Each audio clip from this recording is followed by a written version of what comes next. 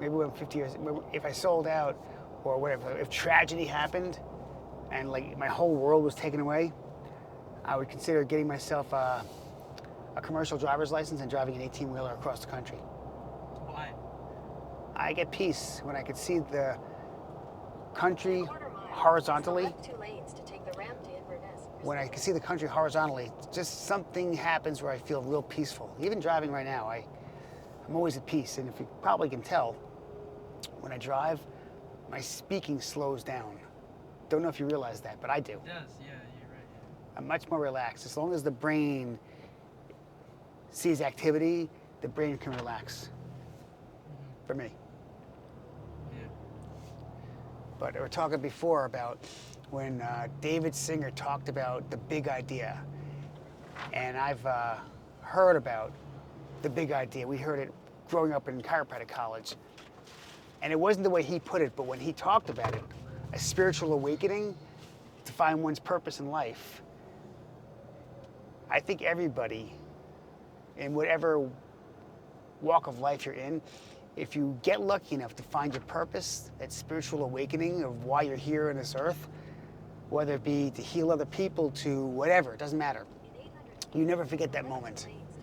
And you always hopefully embrace that, and it's a sacred moment in time, and you should never forget it and always be grateful that you had that moment so you know what's important for you and why you're here on this earth. I had that happen to me.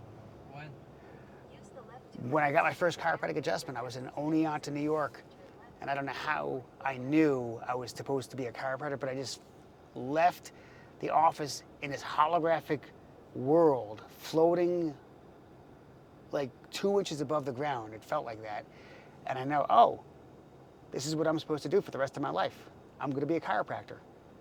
And it didn't dawn on me that I have to take, it didn't dawn on me that I'd have to take business classes and science classes and, just learn all this stuff I just knew, oh, I'm supposed to be a chiropractor. And then the fear came upon me. Well, what about biochemistry? What about sciences? And by that time, it was too late. I'd already made a commitment that this is what I'm supposed to do. It was almost like I was born in this body. I had to figure out what I'm supposed to do. And when I got that adjustment, it was like a reminder of my commitment and agreement of before I entered this earth suit on earth to do this. It was the reminder. And like, oh yeah, this is exactly, I forgot. This is the agreement. And that was the purpose that I felt. But then when I went to chiropractic college, this is really an interesting story. So I had that moment. I had that moment that gave me the reminder that I'm going to be a chiropractor. And then about a day or two later, I told my friend Iris in speech class what I want to do, be a chiropractor. And she said, oh, my brother Mark, he goes to a school in Georgia, and there's this really evangelical chiropractor who owns this school, and he made it the largest chiropractic college in 20 years, and he's really like evangelical. And when she said that, I said, that's the guy I want to meet.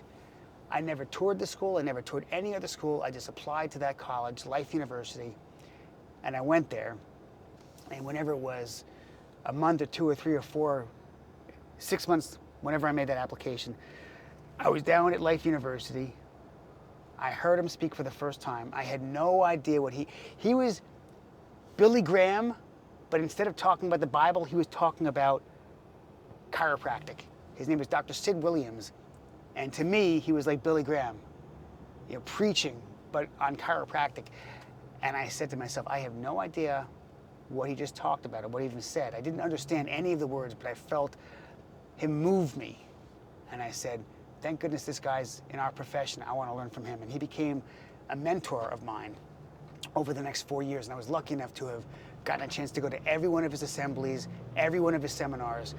And the guy I am today is largely in due to Dr. Sid Williams. He had me believe that I could be something much greater than what my parents or the people that I had in my life were mapped onto their DNA. In other words, they lived a good life. It was a mediocre life. It wasn't anything extraordinary. Sid Williams had me believe you can be extraordinary, and I bought his Kool-Aid and I drank his Kool-Aid. And the word extraordinary is the word that I can give credit to Dr. Sid Williams, that he made me want to live an extraordinary life. And I'd say that when someone said, how did you get here? Sid flipped a switch on my head and had me believe this could happen.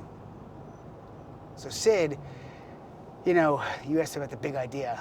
Long story short, I knew I was going to be a chiropractor the moment I got adjusted. When I went to chiropractic college, another spiritual awakening when Iris said her brother goes here, and I was like, aha. Again, it was the angels coming to my brain and said, this is the place you'll go to see Dr. Sid Williams and learn from Sid Williams. Another spiritual moment, since we're there right now, was again, these moments don't happen like every day.